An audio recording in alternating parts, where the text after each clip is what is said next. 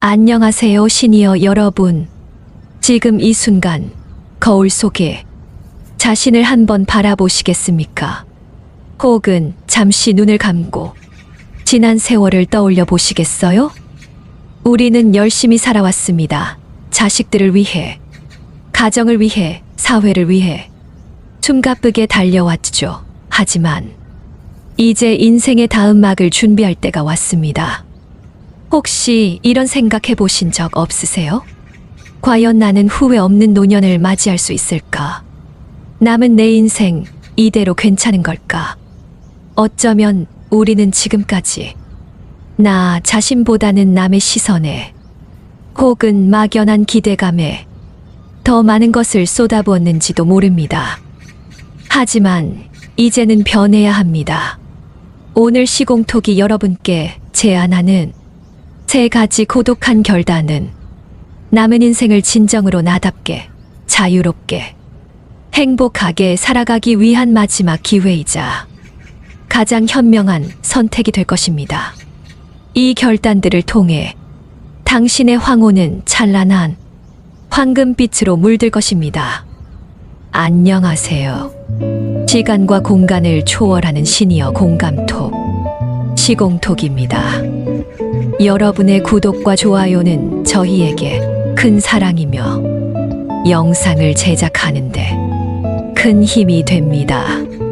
항상 여러분의 삶에 공감하고 지혜를 나눌 수 있도록 최선을 다하겠습니다. 첫 번째 고독한 결단. 더 이상 좋은 사람 코스프레는 그만. 당신의 지갑과 마음을 지키는 단절의 미학. 우리 한국 사회는 유독 남과 비교하는 문화가 강합니다. 옆집은 어쩌고, 친구는 저쩌고, 끊임없이 남의 삶과 내 삶을 저울질하죠. 특히 직장에서 물러나고 나면 이런 비교는 더 심해집니다. 누구는 연금이 얼마 나온다는데, 누구 자식은 잘 살았어. 집도 사줬다는데, 이런 비교는 결국 당신을 불행으로 가는 고속도로로 이끄는 지름길입니다. 우리 선조들은 이러한 비교의 덧없음을 일찍이 깨달았습니다. 조선 후기의 실학자 박지원 선생은 세상 사람들은 남의 흉내 내기에 바빠 정작 자기 자신을 잃어버린다고 말했습니다. 남의 삶을 쫓다 보면 정작 자신의 소중한 삶은 뒷전이 된다는 깊은 지혜가 담겨 있습니다. 남과 비교하는 것은 끝없는 욕심을 부르고 결국 자신을 갉아먹는 독이 될 뿐입니다.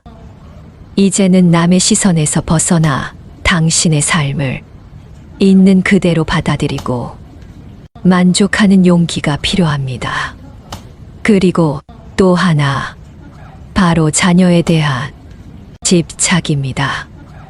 이런 이야기가 있습니다. 재산 있는 부모는 자식에게 퍼주다 맞아 죽고 찔끔찔끔 주다 자식의 닭달에 시달려 죽고 다 내어주다 탈탈 털려 굶어 죽는다. 섬뜩하게 들리시나요? 하지만 이것이 현실의 씁쓸한 풍자입니다. 우리는 자식에게 모든 것을 주면 자식이 행복해 할 것이라 믿었습니다.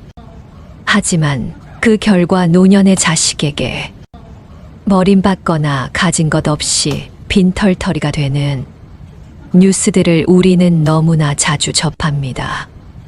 자식에게 재산을 물려주는 순간 어쩌면 우리는 자식도 그리고 내 인생마저 잃게 되는 비극을 맞이할 수도 있습니다. 조선 중기의 문신이자 학자인 이율곡 선생은 자식에게 너무 많은 것을 물려주려 하지 말고 스스로 설 수 있는 힘을 길러주는 것이 진정한 사랑이라고 가르쳤습니다. 이는 자녀에게 물고기를 주기보다 물고기 잡는 법을 가르치라는 말과도 통합니다. 자식의 독립을 막는 과도한 사랑은 결국 독이 될 수 있습니다. 당신의 남은 인생은 자식의 것이 아니라 오롯이 당신의 것입니다. 자산은 연금으로 바꿔 매달 생활비를 마련하고 자녀에게는 이제는 더 이상 도와줄 돈이 없다고 당당하게 선언하세요. 그것이 자녀의 독립을 돕고 당신의 노년을 지키는 진정한 사랑이자 단절의 미학입니다. 자녀에게 줄 돈이 없다고 미리 말해두는 것은 그들이 스스로 자립할 수 있도록 돕는 진정한 길입니다. 남과 비교하지 않고 당신의 현재 모습에 감사하는 것이야말로 가장 지혜로운 선택이라는 것을 기억하세요. 두 번째 고독한 결단. 병원 침대에서 후회하고 싶지 않다면 지금 당장 이 근육에 미쳐라.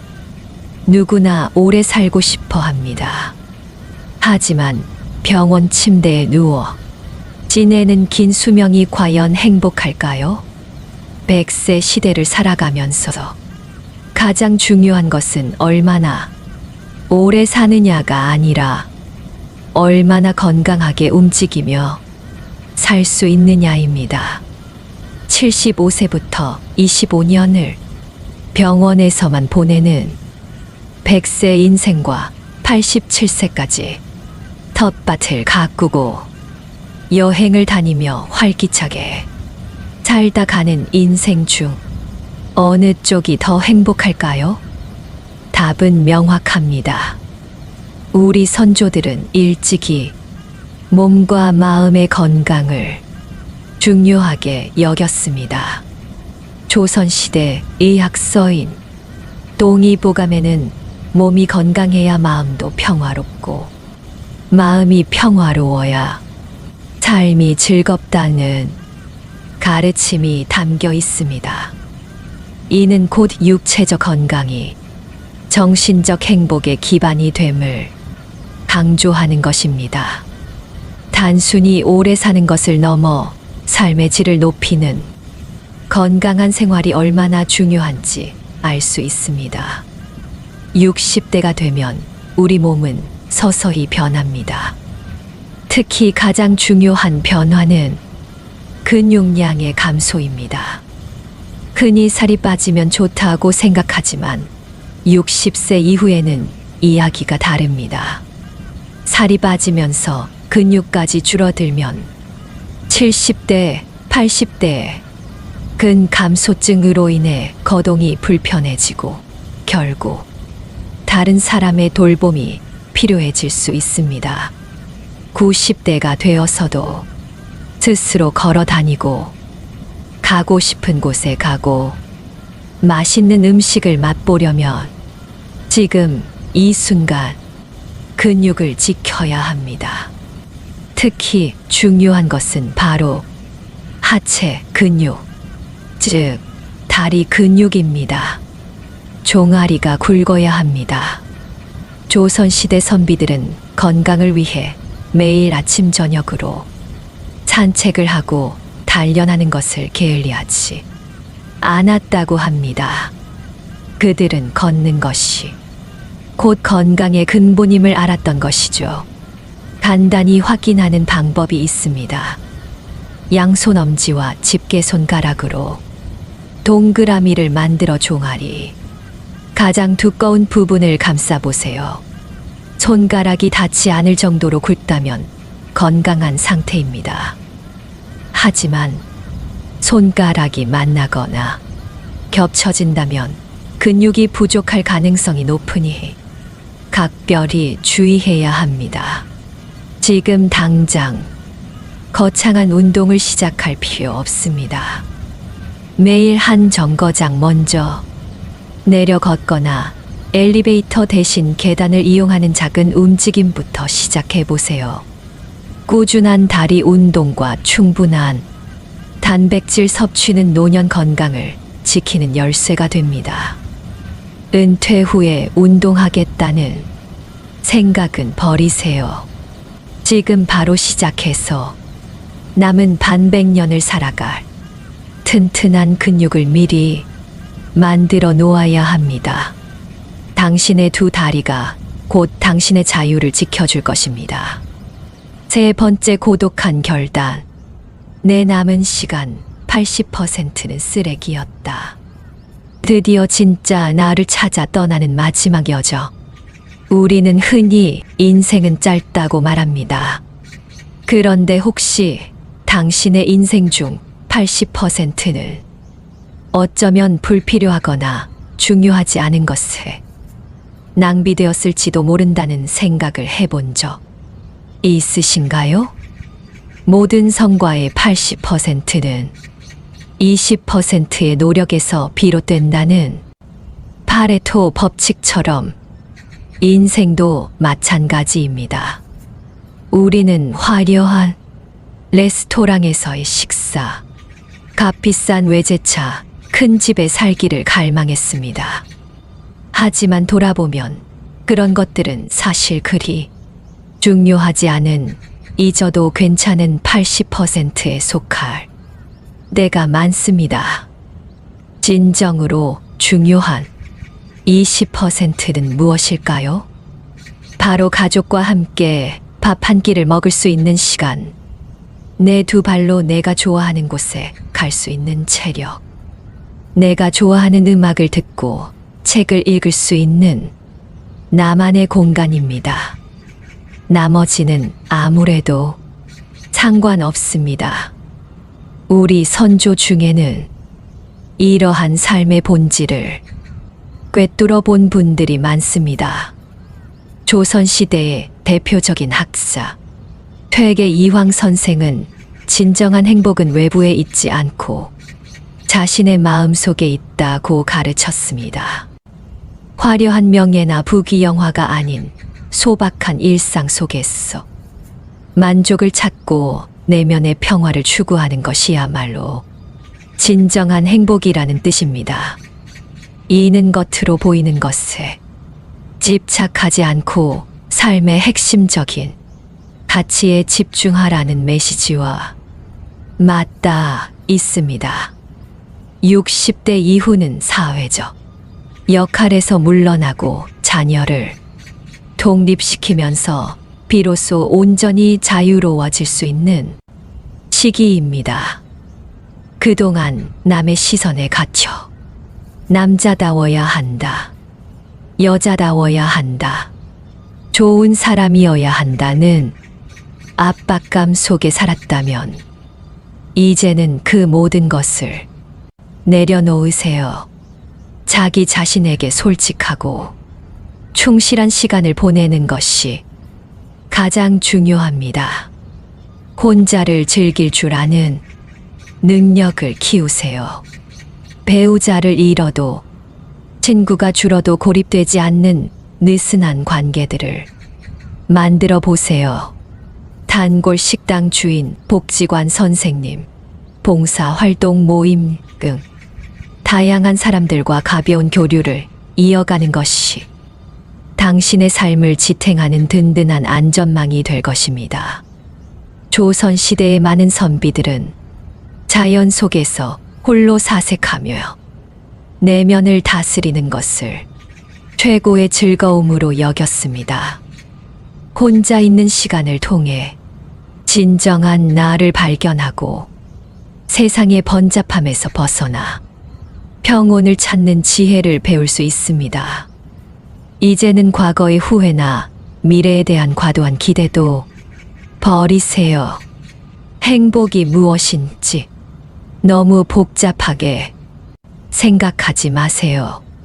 몸을 움직이면 심장이 활기를 되찾고 행복 호르몬이 분비됩니다. 이렇게 단순한 운동으로도 행복은 쌓여갑니다. 가장 훌륭한 노후 준비는 바로 지금 이 순간에 만족하고 즐겁게 사는 것입니다. 사랑하는 시니어 여러분, 지금 이 순간 당신은 진정으로 당신 자신의 마음에 따라 살아가고 있습니까? 아니면 타인의 시선에 매달려 남겨진 시간들을 낭비하고 있지는 않은가요? 우리는 지금 어제 죽은 사람들도 간절히 원했던 오늘을 살고 있습니다. 괴로움 속에서도 희망을 만들고 살아있음 자체의 기쁨을 느끼며 사람을 만날 수 있다는 것만으로도 감사해야 할 소중한 시간을 보내고 있습니다. 나이가 들어가며 지나간 세월을 돌아보면 비록 어려웠어도 다 행복했다고 이야기하게 될 것입니다. 왜냐하면 누구에게나 반짝이는 순간이 있기 마련이고 고난을 겪어본 사람만이 행복을 진정으로 느낄 수 있기 때문입니다. 그러니 지금 이 순간이 가장 중요합니다. 오늘 함께하는 사람들과 어울려 한 번이라도 더 웃고 나누는 이야기가 바로 인생의 참된 즐거움입니다. 나이 들면 이런 마음으로 살다 갑시다. 삶을 남과 비교하지 말고 남을 원망하지 말고 부모로서 자식이 잘 되길 바래도 자식들에게 너무 기대하지 말고 지난 날을 후회하지 말고 내 운명이라 생각하고 운명이 닿아있어서 세상을 떠날 때는 부와 권력, 명예도 다 놓아버리고 빈손으로 홀가분하게 미련 없이 미소 짓고 떠나게 해달라고 소망하며 삽시다. 재물이 많아도 만족하지 못하고 더 많은 재물을 모으려고 발버둥 치면 재물의 노예가 되어 가진 재물에 만족하지 못해 마음이 가난하고 많은 재물이 없어도 가진 것에 만족하고 분수에 맞게 즐겁게 살면 마음이 부유해 부자인 것입니다. 잘 산 인생과 못 산 인생, 가난한 사람과 부자인 사람은 마음먹기에 달려 있습니다. 영겁의 세월 속에 인간의 삶은 흐르는 물과 같고 하늘에 떠가는 구름과 같습니다. 올 때는 순서가 있지만 이 세상 떠날 때는 순서도 없고 언제 떠난다는 기약도 없어 몇 분 후를 모르는 것이 인생이라 합니다. 지난 날은 다시 돌아올 수 없고 미래는 기약이 없으니 지난 일에 미련 갖지 말고 미래를 너무 기대하지 맙시다. 지금 주어진 이 시간이 생에 제일 소중하다고 생각하며 보람 있고 즐겁고 행복하게 보냅시다. 나이 먹어서 얼굴에 주름이 늘고 늙어가는 것을 서러워 말고 연륜 있는 사람으로 따뜻하고 지혜로운 삶을 사는 모습을 보여줍시다. 친구들과 함께 피로애락을 나누며 노후를 외롭지 않게 즐겁고 행복하게 보냅시다. 노년에 친한 친구 두 사람만 있어도 인생을 잘 살았다는 말이 정년 후에야 실감납니다. 친구가 될 수 있는 세 가지 조건은 가까이 살아서 언제든 부르면 올 수 있고 취향이 같고 건강해야 동행할 수 있으며 생활 여유가 같아야 부담 없이 어울릴 수 있다는 것입니다. 나이가 들면 세상을 이런 마음으로 즐겁고 행복하게 살다가 운명이 다해 부르면 큰 고통 없이 미소 짓고 미련 없이 떠날 수 있는 사람이 인생을 가장 잘 산 사람입니다. 황금빛으로 물들어갈 여러분의 행복한 인생 이막을 시공토기 진심으로 응원합니다.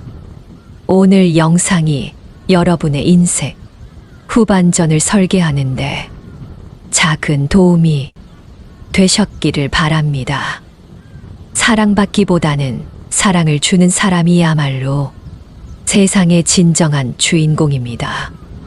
시간은 강물이 바다로 흐르듯 계속 흐르고 우리는 매일 우리의 종착지를 향해 가고 있습니다. 내게 주어진 것에 감사하고 그것을 있는 그대로 받아들이면 행복의 답이 내 안에 담겨 있다 합니다.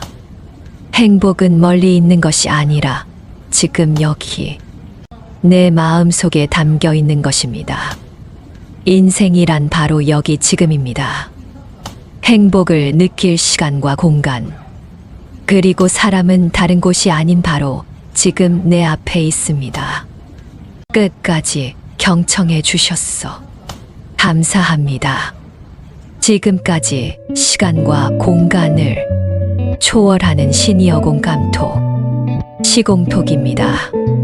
시공톡 가족 여러분의 구독과 좋아요 그리고 댓글은 영상을 제작하는데 큰 힘이 됩니다. 감사합니다. 사랑합니다. 남편은 내 친구와 도망갔습니다. 결혼 35년 모든 걸 바쳐 지켜온 가정이 하루아침에 무너졌죠. 아들은 외국으로 떠나 연락 한 통 없고 통장 잔고는 2자릿수. 웃기죠? 그런데 지금 나는 웃고 있습니다. 왜냐고요? 인생은 60부터니까요. 누구나 이렇게 말하죠. 이 나이에 뭘 더 하겠어. 하지만 저는 압니다. 진짜 인생은 상처투성이로 넘어지고 난 뒤에 시작된다는 거요. 차근차근 이야기를 들려드리기 전에 구독과 좋아요, 그리고 댓글 꼭 부탁드려요. 영상을 제작하는데 큰 힘이 됩니다. 이제 출발합니다. 63세의 박정혜, 65세의 오상우, 61세의 윤지훈, 그리고 68세의 이선옥.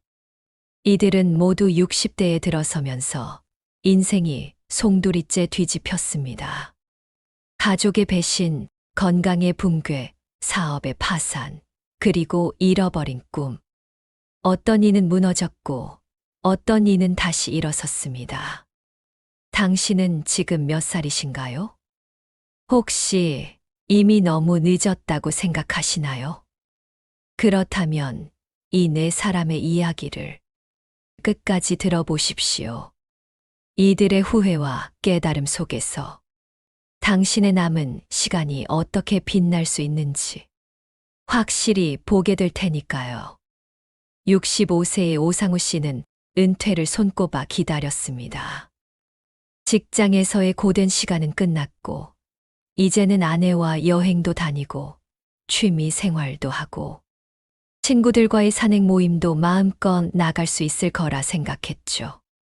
그런데 은퇴한 지 2달도 안 돼 가슴이 조여 오는 통증이 찾아왔습니다. 병원 진단 결과는 협심증, 그리고 고혈압과 당뇨까지. 의사는 말했습니다. 운이 좋으십니다. 지금이라도 발견됐어. 그 말을 들은 순간 오상우 씨는 웃을 수 없었습니다. 운이 좋다고요? 그동안 돈 벌어 놓은 건 많은데 정작 그 돈을 쓸 수 있는 몸이 없다는 사실이 그렇게도 쓰라릴 수가 없었습니다. 퇴직 전 그는 몸보다 일을 우선했습니다. 야근, 회식, 불규칙한 식사. 건강검진은 늘 시간 나면 하자며 미뤘습니다. 그리고 그 미움이 그의 60대를 완전히 바꿔놓았습니다. 재활치료를 받으면서 그는 깨달았습니다. 돈은 은행에 쌓아둘 수 있지만 건강은 오늘 관리하지 않으면 내일 빌릴 수도 없다는 사실을요. 지금 그는 하루에 10,000보를 걷습니다. 아침이면 집 앞 공원을 3바퀴 돌고 점심에는 가벼운 스트레칭을 하며 저녁에는 소금과 설탕이 거의 없는 식단을 지킵니다. 한때는 맛없는 밥상이라며 투덜댔지만 이제는 살아있음 그 자체가 맛이라고 말합니다. 그의 일상은 단순해졌습니다. 비싼 여행 대신 가까운 산책길, 고급 레스토랑 대신 집에서 만든 된장국. 하지만 그는 행복하다고 말합니다. 왜냐고요? 이제는 아침에 눈을 뜰 때 오늘도 걷고 웃고 숨 쉴 수 있다는 게 감사하니까요. 오상우 씨의 이야기는 우리에게 이렇게 말합니다. 후회하지 않으려면 돈보다 먼저 몸을 챙기라고요. 집을 잃고 차를 잃어도 다시 살 수 있지만 건강을 잃으면 모든 문이 닫혀버립니다. 60대부터는 당신이 벌어놓은 돈보다 당신이 지켜온 몸이 더 값집니다. 박정혜 씨는 63세가 되던 해 믿었던 모든 관계가 한순간에 무너졌습니다. 남편과 가장 친했던 친구가 함께 사라진 겁니다. 휴대전화 통화 기록에 찍힌 그 친구의 이름, 호텔 로비에서 찍힌 두 사람의 사진, 그리고 미안하다는 단세 글자의 메모. 그 순간 정혜 씨는 세상이 꺼지는 소리를 들었습니다. 30년 넘게 지켜온 가정, 함께 늙어가자던 약속. 모든 게 모래성처럼 무너졌습니다. 처음 몇 달은 집 밖으로 나가지 않았습니다. 전화벨이 울려도 받지 않았고 카톡 메시지 창은 읽지도 않은 채 쌓여갔습니다. 그때 그녀는 알았습니다. 평생 곁에 두었던 사람들 중 절반은 진심이 아니라 상황 때문에 옆에 있었다는 것을요. 그리고 나머지 절반, 조용히 찾아와 문 앞에 음식 봉투를 걸어두고 아무 말 없이 돌아가는 사람들. 그게 진짜였습니다. 정혜 씨는 그때 결심했습니다. 남은 인생에서 사람의 숫자를 줄이기로요. 명절 때 억지로 연락하는 친척, 언제나 부탁만 하는 지인, 늘 부정적인 말만 쏟아내는 사람. 그 모든 관계를 하나씩 정리했습니다. 대신 에너지를 주는 사람들만 곁에 남겼습니다. 서로의 이야기를 들어주고 작은 기쁨에도 함께 웃을 수 있는 사람들. 그들과의 시간은 길지 않아도 마음이 가벼워지고 삶이 단단해졌습니다. 이후 그녀는 사람에 대한 기대를 버렸습니다. 대신 선택을 하게 됐습니다. 누구와 시간을 쓸지, 누구와 거리를 둘지. 그 선택이 마음의 평화를 만들었습니다. 정혜 씨는 이렇게 말합니다. 나이 들면 관계가 재산이라고들 하죠. 하지만 잘못된 관계는 빚이 됩니다. 60대 이후의 인생에서 당신을 지치게 하는 관계는 잘라내도 됩니다. 후회하지 않으려면 당신의 남은 시간을 좋은 사람에게만 쓰십시오. 그게 마음 건강을 지키는 첫걸음입니다. 윤지훈 씨는 61세에 큰 도박을 했습니다. 퇴직금 전액과 모아둔 적금을 합쳐 평생 꿈꾸던 작은 카페를 열었습니다. 아내는 말렸지만 그는 확신했습니다. 좋아하는 일을 하면서 돈도 벌 수 있다고. 처음 몇 달은 좋았습니다. 지인들이 찾아와 축하했고 SNS에 사진을 올리면 손님도 조금씩 늘었습니다. 그는 새벽부터 밤까지 가게를 지키며 이제야 진짜 내 인생이 시작됐다고 생각했습니다. 그러나 반년이 지나자 손님은 줄고 고정비는 늘어갔습니다. 재료값 인상, 임대료, 전기세, 세금. 한 달의 적자가 200만 원을 넘어가자 그의 표정도 점점 어두워졌습니다.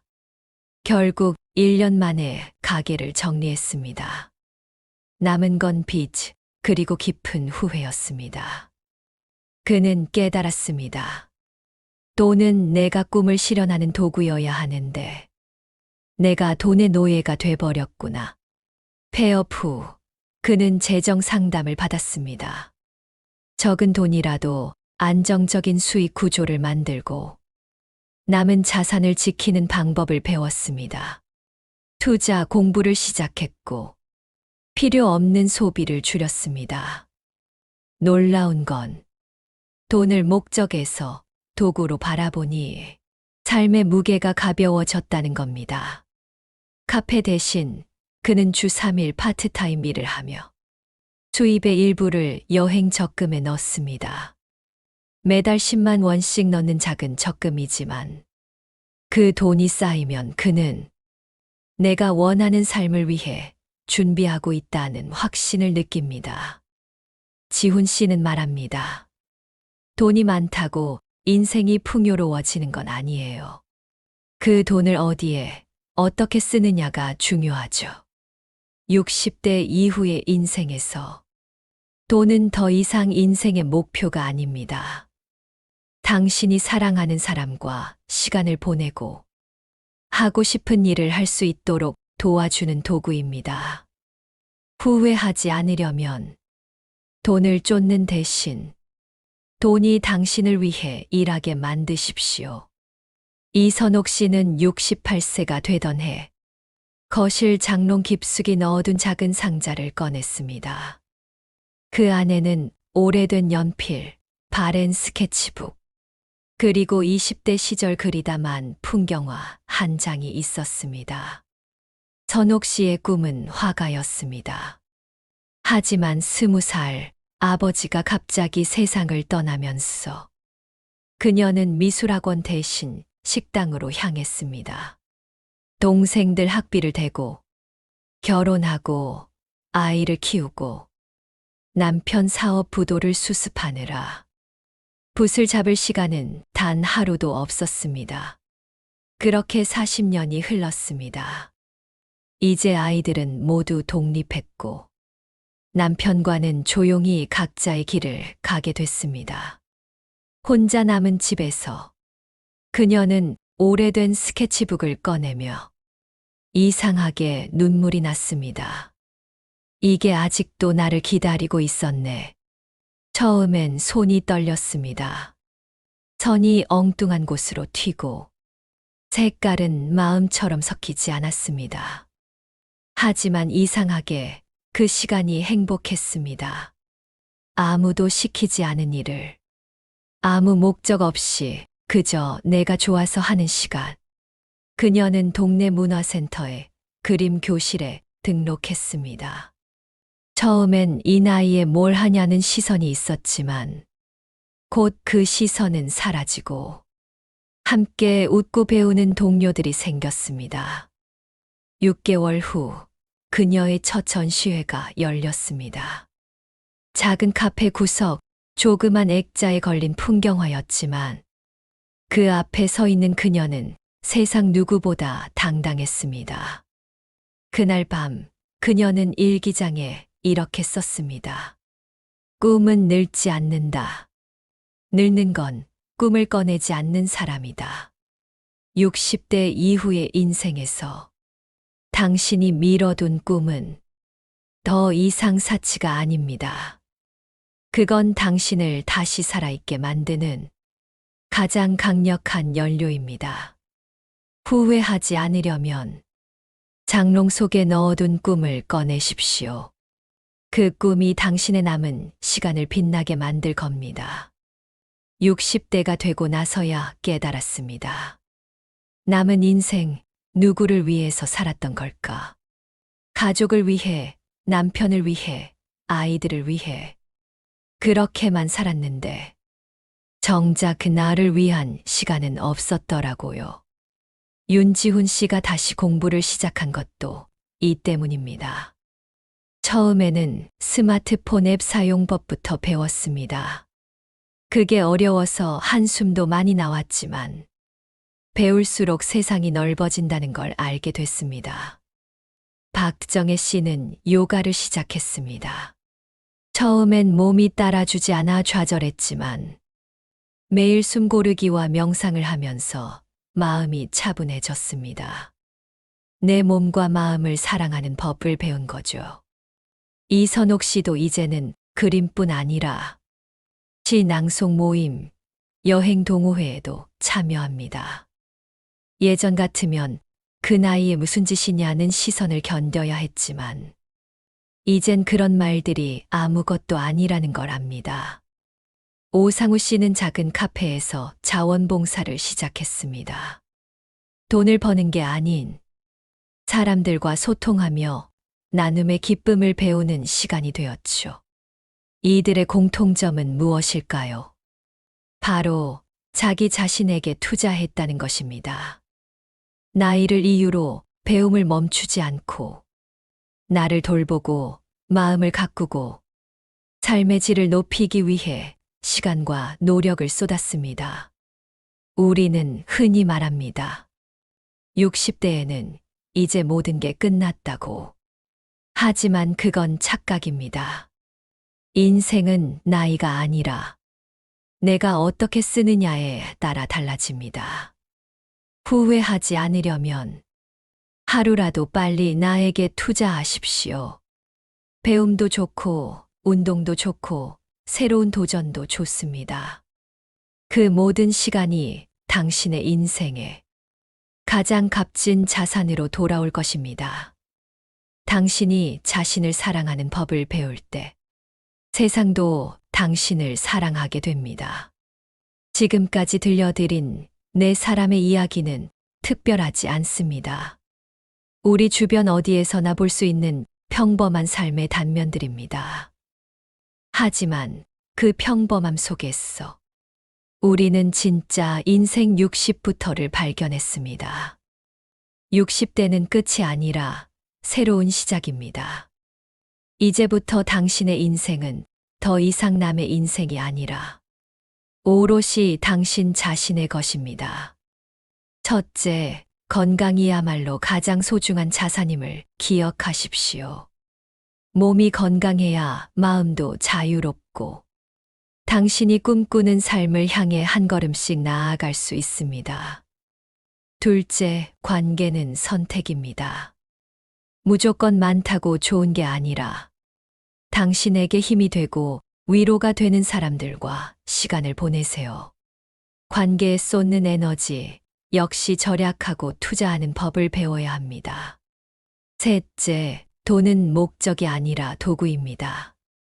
돈을 좇는 삶보다 돈이 당신의 삶을 풍요롭게 만드는 방식을 찾아야 합니다. 넷째, 잊었던 꿈을 다시 꺼내십시오.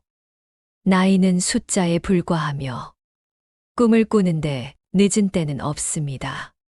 당신의 열정은 언제나 당신 곁에 있습니다. 다섯째, 나에게 투자하는 시간을 반드시 가지세요. 배움, 취미, 마음챙김, 봉사. 이 모든 시간이 당신을 더 단단하고 빛나는 존재로 만들어 줍니다. 이 5가지는 단지 조언이 아닙니다. 삶의 후회를 줄이고 지금 이 순간부터 행복을 선택하는 당신만의 작은 비밀입니다. 오늘 당신이 어떤 위치에 있든 어떤 아픔을 겪었든 인생은 60부터입니다. 지금 이 순간부터 당신만의 이야기를 새롭게 써 내려가십시오. 후회 없는 선택은 오늘 작은 한 걸음에서 시작됩니다. 당신의 남은 인생이 가장 빛나는 시간이 되길 진심으로 바랍니다. 지금까지 시간과 공간을 초월하는 시니어 공감톡, 시공톡입니다. 여러분의 구독과 좋아요는 영상을 제작하는데 큰 힘이 됩니다. 감사합니다. 사랑합니다.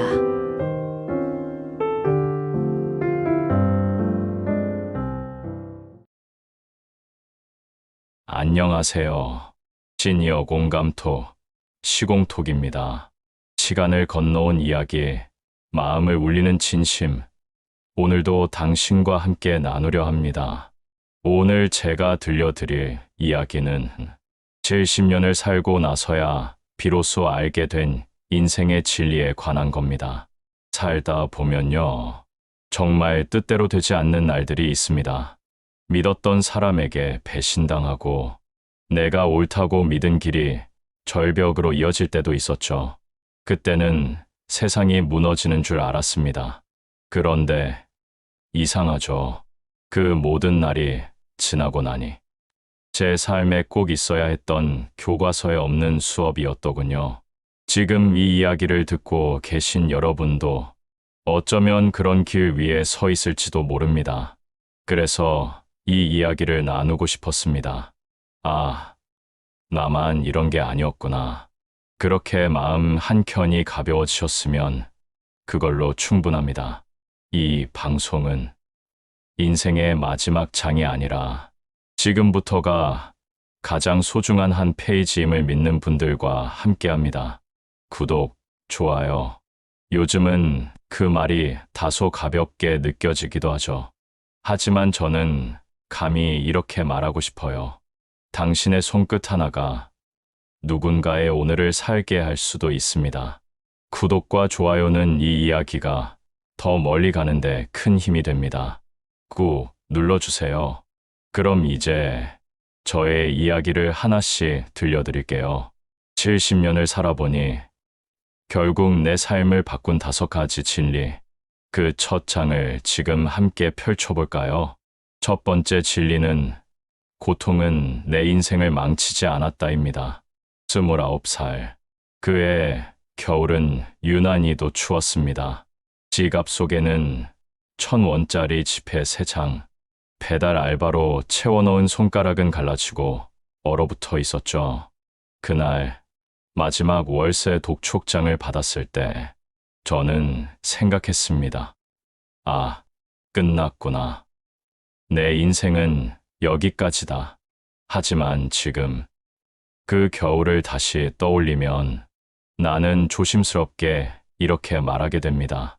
그때가 내 인생의 진짜 시작이었는지도 모른다. 사람들은 종종 이렇게 말하죠. 고통은 사람을 망친다. 그 말 절반만 맞습니다. 고통은 사람을 부수기도 하지만 그 고통을 어떻게 받아들이느냐에 따라 사람은 다시 태어날 수도 있습니다. 그때 나는 바닥을 쳤고 그 바닥이 내게 멈추지 말고 바꿔라는 신호였다는 걸 훗날 알게 됐죠. 사실 우리는 괜찮을 땐 잘 안 바뀝니다. 모든 게 적당히 흘러갈 때는 내가 뭘 잘못하고 있는지도 몰라요. 하지만 고통은 내가 가고 있는 길에 이 길 아니야라고 손짓해주는 신호였습니다. 지금 생각해보면 고통은 참 친절했어요. 힘든 얼굴로 다가왔지만 속으론 나를 살리려고 온 존재였으니까요. 어떤 날은 고등학교 동창회 장례식장에서 눈물도 안 나오는 자신을 발견하며 이렇게 생각했죠. 나는 감정마저 고장났구나. 하지만 그게 아니었어요. 그만큼 너무 많이 아파서 내 마음이 나를 잠시 보호하고 있었던 거더군요. 고통은 내 마음의 깊이를 재는 잣대 같았습니다. 언젠가부터 저는 고통이 올 때마다 이건 또 뭘 알려주려는 거지 하고 잠시 멈춰보는 습관이 생겼습니다. 누군가는 고생은 젊을 때 사서도 한다고 말하지만 저는 감히 이렇게 말하고 싶습니다. 고생은 젊든 늙든 안 해도 된다. 하지만 올 때 피하지는 마라. 왜냐면 그게 당신 삶의 가장 단단한 토대가 될 수 있으니까요. 지금 이 낭독을 듣고 있는 당신이 혹시 너무 힘든 시간을 지나고 있다면 이 말만은 꼭 기억해 주세요. 당신은 지금 무너지는 게 아니라 단단해지고 있는 중입니다. 제가 그랬듯이요. 다음은 사랑은 결국 돌아보는 것이다입니다. 사랑한다는 말 평생에 몇 번이나 해보셨나요? 저는 참 못했습니다. 입안까지 맴돌다가도 그 말을 끝내 꺼내지 못하고 삼킨 적이 더 많았죠. 그땐 그게 어른스러운 줄 알았습니다. 특히 남자는, 아버지는 입으로 사랑을 말하는 게 아니라 묵묵히 책임지는 게 사랑이라 배웠으니까요. 하지만 지금 돌아보면 말입니다. 그 침묵이 누군가에겐 사랑의 부재로 느껴졌을지도 모르겠습니다. 큰아이가 대학 입학했을 때, 딸아이가 유학을 떠났을 때, 그리고 아내가 병실 침대에 누웠을 때, 그 많은 순간마다 나는 사랑한다는 말을 마음속에서만 했습니다. 당연히 알겠지. 말 안 해도 느끼겠지. 그렇게 생각했지만 사실은 아니었을 겁니다. 아내가 떠나고 나서 옷장 안에서 그녀가 써놓은 메모 하나를 발견했어요. 수첩에 적힌 글귀 한 줄이었죠. 이 사람은 날 참 열심히 사랑했지만 그걸 말로 해주진 않았어요. 조금 아쉬워요. 그 한 줄이 내 가슴을 멍들게 했습니다. 사랑은요, 마주보는 게 아니라 돌아보는 거더군요. 앞서가는 사람을 위해 걸음을 늦춰주고 지나온 날들을 함께 기억하고 그때 내가 부족했던 말들을 이제라도 나지막이 전해주는 것. 그게 사랑이었습니다. 부모님을 처음 인간으로 바라본 날도 꽤 늦었습니다. 그분들도 누군가의 자식이었고 두려움 속에 살았던 평범한 사람이라는 걸 뒤늦게 알게 되었죠. 사랑은 거창한 선물이 아니라 돌아보는 말 한마디였습니다. 그때 당신 덕분에 제가 버틸 수 있었어요. 엄마, 미안해요. 그땐 제가 철이 없었죠. 아들아, 사랑한다. 그 말 참 못했구나. 지금이라도 괜찮습니다. 지금 이 순간, 이 낭독을 듣고 있다면 가슴 속에만 담아뒀던 그 사랑을 한 번쯤 꺼내어 주세요. 사랑은 때로 가장 단순한 한 문장에서 살아납니다. 고맙다. 미안하다. 그리고 사랑한다. 이 세 단어만큼 세상을 부드럽게 만드는 말은 없습니다. 세 번째 진리는 될 놈은 된다는 말 절대 믿지 말아입니다. 살다 보면 참 자주 듣게 되는 말이 있습니다. 야, 될 놈은 된다니까. 어느 날 친구는 그렇게 말했죠. 야, 쟤는 원래 되는 애야. 우리는 안 돼. 타고난 게 달라. 그 말에 나도 고개를 끄덕였던 것 같습니다. 세상은 불공평하다고, 나는 안 될 사람이라고 스스로를 납작하게 눌러버렸죠. 그렇게 몇 년을 살았습니다. 남을 부러워하고 나를 깎아내리고 애써 운명을 핑계로 내 노력을 포장하며 말이죠. 그런데 이상하죠. 시간이 흐르면서 깨닫게 된 게 하나 있었습니다. 처음엔 안 돼 보였던 사람이 나중엔 더 멀리 가 있는 경우가 많다는 것. 왜일까요? 그 사람은 하루에 한 발자국이라도 걸었거든요. 남들이 화려하게 뛰어갈 때 그저 묵묵히 걸었던 겁니다. 저는 그런 사람들을 많이 봤습니다. 고졸 출신으로 평생 공장에서 일하던 형님이 60세에 창업해 지금은 지역에서 가장 따뜻한 빵집 사장이 된 이야기. 하루 30분씩 책을 읽던 주방 아주머니가 노년에 글을 써 출판까지 하신 이야기. 그분들 처음엔 누구보다 느렸습니다. 하지만 될 놈이 아니라 가는 놈이었어요. 매일 조금씩 멈추지 않고 간 사람들. 그제서야 저는 알게 됐습니다. 될 놈이 된다는 말은 되는 사람의 과정을 보지 못한 사람이 하는 말이라는 거려. 제가 아는 진짜 잘 된 사람들은 늘 뭔가를 꾸준히 하고 있었습니다. 비 오는 날에도 아픈 날에도, 남들이 다 포기한 날에도 그들은 한 줄을 더 쓰고 한 페이지를 더 넘겼습니다. 저도 마찬가지였습니다. 남들이 볼 때 저는 운이 좋은 사람처럼 보였을지 모르지만 그 뒤엔 하루도 빠짐없이 메모한 일기장 수십 권과 밤샘 작업으로 부은 눈, 그리고 아무도 모르게 했던 수많은 시도가 있었습니다. 지금 누군가가 이렇게 말하고 있다면요. 나는 안 돼. 나는 원래 그런 사람이 아니야. 그 말, 제발 스스로에게 하지 마세요. 그건 말이 아니라 당신의 가능성을 가둬두는 주문입니다. 될 놈은 되는 게 아니라 가는 놈이 가는 만큼 되는 것. 그걸 이제야 알게 됐네요. 그러니 느려도 괜찮습니다. 단 하루도 빠지지 않고 한 걸음씩 걸어간다면 어느 날 문득 당신도 도착해 있을 겁니다. 세상이 몰랐던 당신의 자리에서. 네 번째 진리는 사람은 자기가 한 말에 갇혀 산다입니다. 어느 날 문득 제 일기장을 펼쳐 읽어봤습니다. 10여 년 전의 기록엔 이런 문장들이 자주 보였습니다. 나는 원래 그런 스타일이 아니다. 난 말 주변이 없어. 그건 나 같은 사람은 못하는 거다. 그땐 몰랐습니다. 그 말들이 얼마나 무서운 족쇄였는지를요. 한 번은 지인이 강연 자리를 제안해줬습니다. 저보고 사람들 앞에서 제 이야기를 해보라는 거였죠. 그 순간 입에서 튀어나온 말이 바로 이거였습니다. 아, 전 사람들 앞에 서는 성격이 못 돼요. 그 말이 나오는 순간 정말 이상하게도 제 마음은 그 기회를 스스로 지워버리는 쪽으로 돌아섰습니다.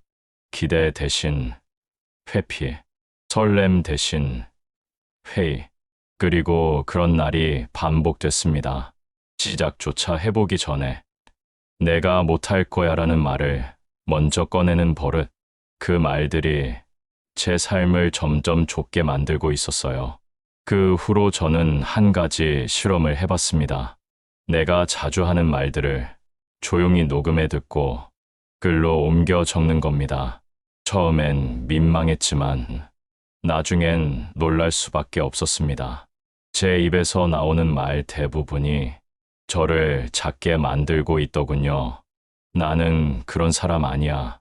나는 좀 부족해. 나는 원래 그 정도밖에 안 돼. 그런 말들이 쌓이면 나도 모르게 거기에 맞춰진 삶을 살아가게 됩니다.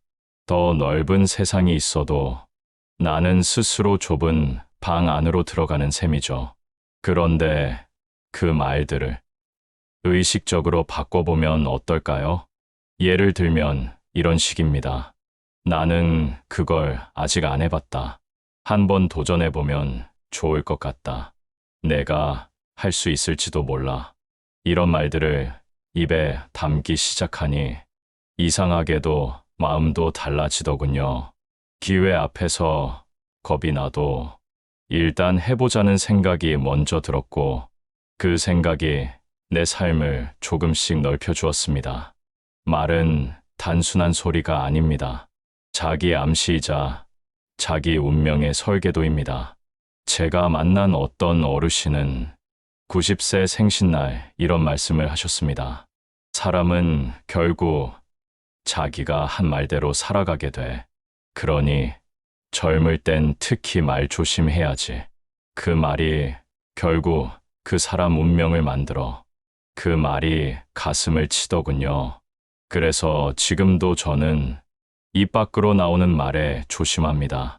누구에게 하든 무엇을 하든 그 말은 결국 다시 나에게 돌아오니까요. 혹시 오늘 이 방송을 듣고 있는 당신도 스스로를 가두는 말을 자주 하고 있진 않나요? 그렇다면 이렇게 바꿔보세요.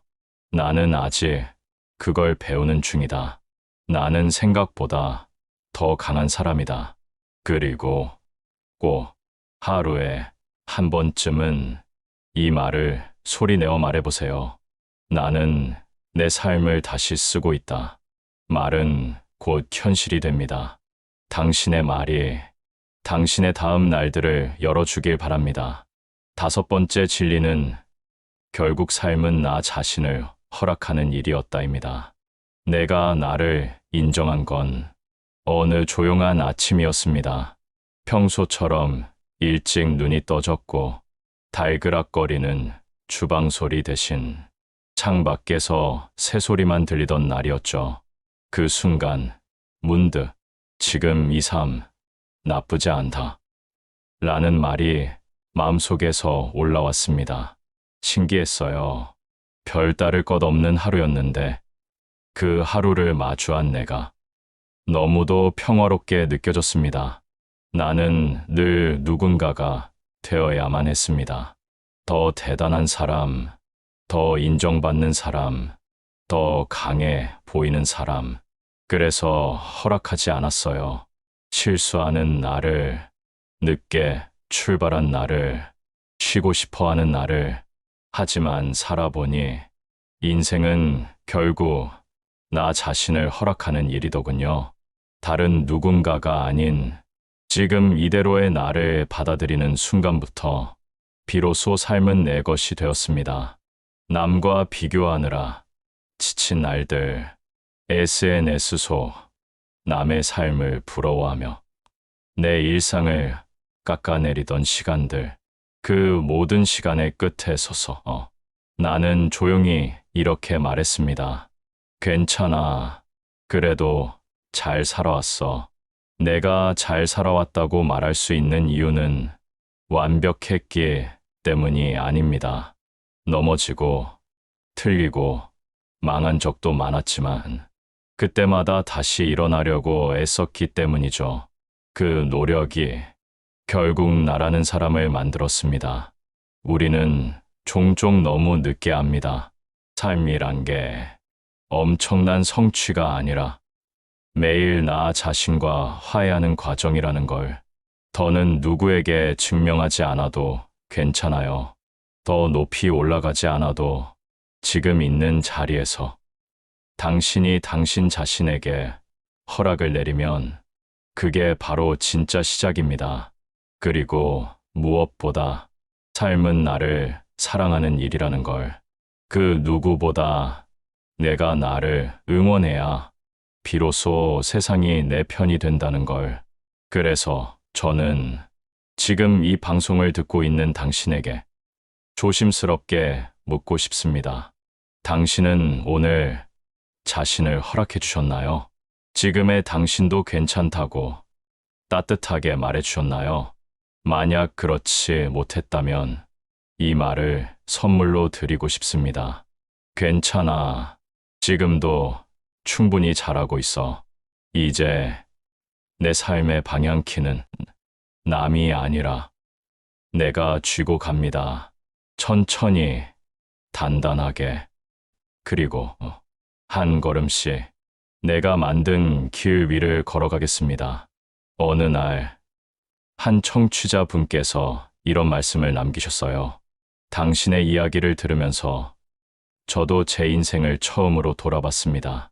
그 문장을 읽는 순간, 이 목소리로 누군가의 시간을 위로할 수 있다면 그걸로 충분하다는 생각이 들었습니다. 삶은 결국 누가 더 빨리 가느냐가 아니라 누가 더 진심으로 자기 삶을 살아냈느냐의 싸움이 아닐까 싶어요. 지금 이 방송을 듣고 계신 여러분, 혹시 그동안 너무 바빠 스스로를 들여다볼 시간을 놓치진 않으셨나요? 이 방송이 그 바쁜 하루의 틈에서 조용히 숨을 고를 수 있는 쉼표가 되길 바랍니다. 그리고 꼭 기억해 주세요. 지금의 당신은 그 자체로 충분히 괜찮은 사람입니다. 지금 이 순간 당신의 삶은 누군가에게 비치고 희망이며 이야기입니다. 지금까지 시간과 공간을 초월하는 시니어 공감톡 시공톡이었습니다. 당신의 구독과 좋아요, 그리고 댓글은 영상을 만드는데 큰 힘이 됩니다. 마지막으로 오늘 나눈 이야기 중 꼭 기억해 주셨으면 하는 5가지 말을 다시 한번 전해드립니다. 사랑은 마주보는 것이 아니라 돌아보는 것이다. 될 놈은 타고나는 게 아니라 가는 사람이다. 사람은 자기가 한 말대로 살아간다. 내가 나를 인정해야 진짜 인생이 시작된다. 그리고 당신은 이미 충분히 잘 살아오고 있다. 다음 이야기에서도 조용히 당신 곁에 이 목소리로 머물겠습니다. 감사합니다. 사랑합니다.